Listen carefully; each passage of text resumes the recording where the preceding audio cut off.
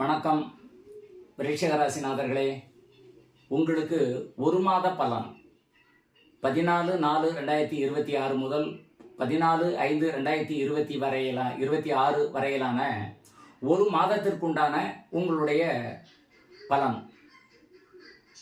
விருச்சிக ராசிநாதர்களே, 8வது வீட்டில் குரு பகவான் இருக்கார்.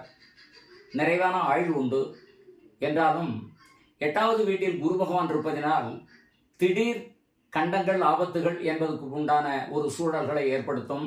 பயப்பட வேண்டாம். வருமுன் காப்பதற்காகவே இது போலான பதிவுகள்.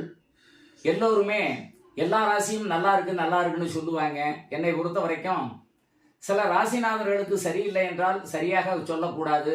ஏனென்றால் என்னுடைய பதிவின் மூலமாக அவர்கள் கெட்டுவிடக்கூடாது. 8வது வீட்டில் குரு பகவான் இருப்பதினால் வாகனங்கள், ரோடு கிராஸ் பண்ணுறது, இதெல்லாம் ரொம்ப கவனமாக இருங்க. வேற ஒன்றும் இல்லை. கல்வியில் மிகவும் கவனமாக இருக்க வேண்டும்.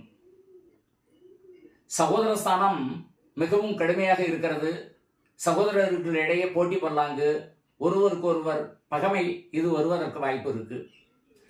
உங்களுக்கு தாயாருடைய வீட்டில் ராகு இருந்து தாயார் 5வது வீட்டில் இருக்கின்ற காரணத்தினால் அம்மாவுக்கு உடல்நிலை பாதிப்புகள், பழைய மனையில் பிரச்சனைகள், வில்லங்கங்கள், வம்பு வழக்கடி, இதுகள் உங்களுக்கு ஏற்படுத்தும். கூடிய விரைவில் புதிய வீடு கட்டுவீர்கள், புதிய இடங்கள் வாங்குவீர்கள். அதில் எந்த விதமான மாற்றங்களும் இல்லை. அடுத்து வரப்போகக்கூடிய குரு பயிற்சி உங்களுக்கு சாதகமாக இருக்கும். கவலை வேண்டாம்.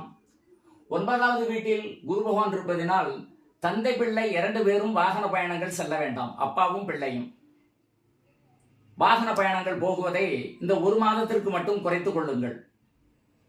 மேல்நிலை என்று சொல்லக்கூடிய இடத்தில் கேது பகவான் இருப்பதினால் உத்தியோகம் என்பது தனியார் உத்தியோகம். கவர்மெண்ட் உத்தியோகத்துக்கு முயற்சி பண்ணிக்கிட்டு படித்த படிப்பை வீணடிச்சுட்டு உட்கார்ந்து இருக்க வேண்டாம்.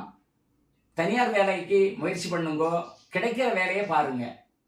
அதுல இருந்து நீங்க மேலே வருவதற்குண்டான வாய்ப்புகள் உண்டு. இந்த மாதத்தை பொறுத்த வரைக்கும் நீங்க தனியார் வேலைக்கு முயற்சி பண்ணி எந்த கம்பெனியோ கிடைக்கிற சம்பளத்துக்கு போய் ஜாயின் பண்ணுங்க. அடுத்தடுத்து உயர்வான ஒரு சூழல் கட்டாயமாக உங்களுக்கு இருக்கு. என்றாலும் விருச்சிக ராசிநாதர்கள் இந்த மாதத்தை பொறுத்த வரைக்கும், இந்த சித்திரை மாதம் 1ஆம் தேதி டு சித்திரை மாதம் 30 தேதி தமிழுக்கு, இந்த மாசத்தை பொறுத்த வரைக்கும் மிக கவனமாக இருங்க. எது எப்படி இருக்கிறதோ அப்படியே இருக்கட்டும். புதிதென வாங்க, கொடுக்க, செய்ய முயற்சிக்க வேண்டாம்.